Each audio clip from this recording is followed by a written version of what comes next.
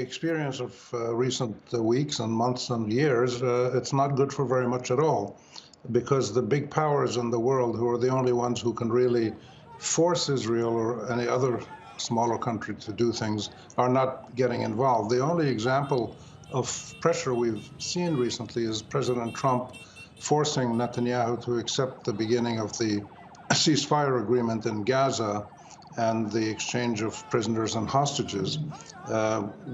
Possibly they're putting pressure on Israel to complete the withdrawal from Lebanon.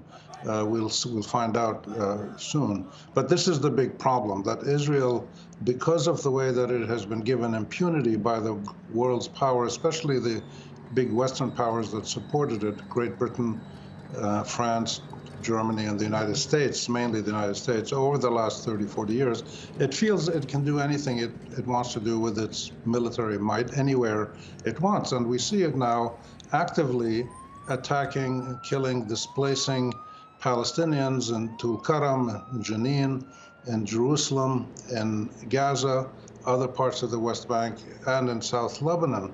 So this is a real challenge to the world.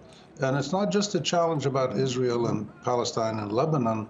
It's a challenge about global morality, the rule of law, the international-based norms and order that's supposed to protect big and small countries. Even the International Court of Justice and the International Criminal Court, which were seen as the ultimate guarantors of these rules, have been either ignored or attacked by Israel, politically attacked, including getting the U.S. to threaten now to sanction anybody who goes to work and does things at the International Criminal Court. So this is a real dilemma. In other words, is there an international order of law and norms and human rights? The answer seems to be, based on behavior, no, there isn't. There are selective examples where Western powers will push Israel to do something, or push Arab countries or Iran or somebody, because it serves their interests. It works by the typical double standards, self-serving double standards that drive the policies of great powers and always have, which is the U.S. will help, and France is particularly culpable in this. And that's no irony that France and the U.S. are supposed to be the two powers that supervise the ceasefire with Israel.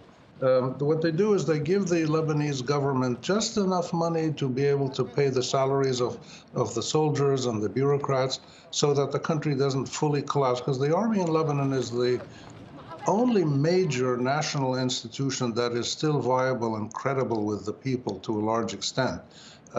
Most of the others are not working very well.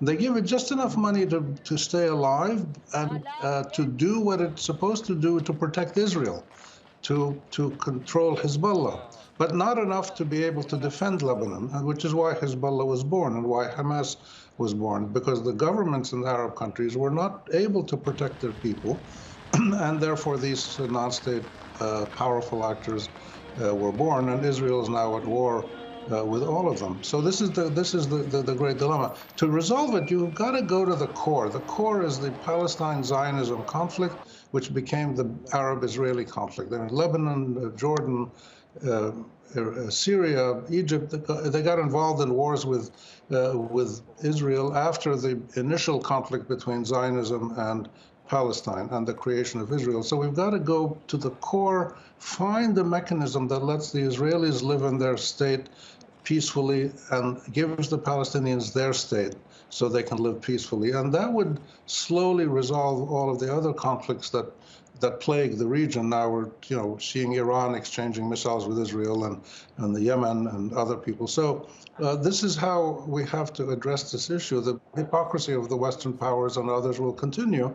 It's human nature, I suppose, but we have to push everybody to get to the core, solve the core problem, and then these issues that we're dealing with now will slowly dissipate.